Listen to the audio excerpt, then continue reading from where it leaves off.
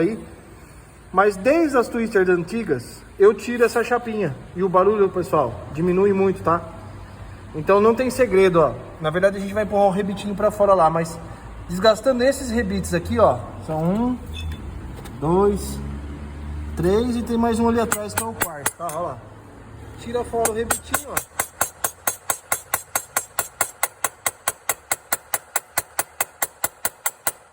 Acho que esse precisa desgastar um pouquinho, a cabecinha dele vai assim mesmo. Olha lá, já era.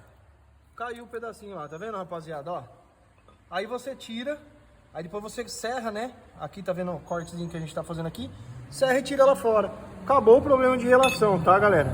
Então assim, ó, a moto nova, eu tirei da outra também. Todas as minhas twisters, CB300 que veio aí, eu tirei e resolveu bastante o problema do barulho, beleza?